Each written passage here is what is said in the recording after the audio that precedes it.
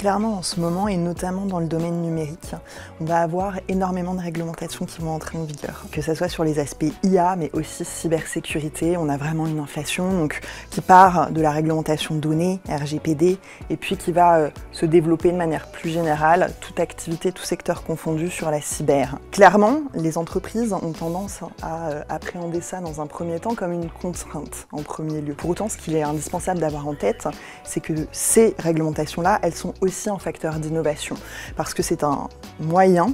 de développer des services, de proposer des services, que ce soit en B2B comme en B2C, dans un environnement qui va être sécurisé, garant des droits et des libertés des personnes, et toutes ces thématiques finalement de respect des données, de traitement des données de manière loyale, licite, éthique, c'est quelque chose qui est très demandé par le marché, et notamment le marché européen, encore une fois, que ce soit côté consommateur comme entreprise. Donc ce facteur-là d'innovation, il est absolument essentiel, et finalement c'est aussi un élément et un argument de vente qui peut être mis en œuvre et mis en avant d'un point de vue concurrentiel. La première problématique, ce sera d'appréhender tout cet univers législatif qui est particulièrement mouvant. Pour autant, on a quand même des thématiques un petit peu qui se dégagent. Et encore une fois, je vais traiter des deux aspects que nous avons en tête et qui sont les deux gros chantiers de conformité en ce moment, qui sont l'intelligence artificielle d'une part, mais aussi la cybersécurité d'autre part. Les problématiques vont concerner d'un point de vue très concret l'identification en interne des mesures à mettre en œuvre. Donc concrètement, ça va impliquer de faire une analyse de risque très concrète sur que mettre en place, quels sont finalement mon facteur de risque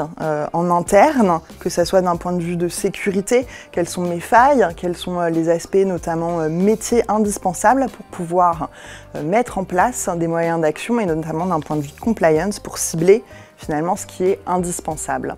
Autre problématique qu'il est absolument indispensable d'avoir en tête et qui vient un petit peu transcender tous ces sujets, c'est vraiment l'aspect gestion des données. Alors que ce soit les données personnelles, mais de manière plus générale, le secret des affaires, les données que l'on veut conserver en interne, etc. Ça, c'est vraiment un aspect et un focus qu'il est absolument indispensable d'avoir en tête pour gérer les sources, les exploiter de manière licite. Voilà, c'est un des gros sujets en ce moment.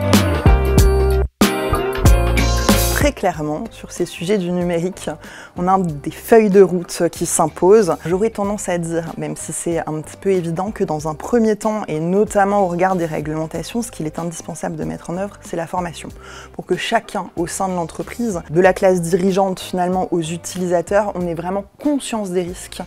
qu'on soit amené à les anticiper, les mettre en place, etc. Ensuite, deuxième élément qui est indispensable d'anticiper et de mettre en place, c'est vraiment les aspects cartographie de risque, où on va venir voir quels sont les usages des différents outils informatiques, de l'intelligence artificielle, qu'est-ce qu'on fait finalement en pratique,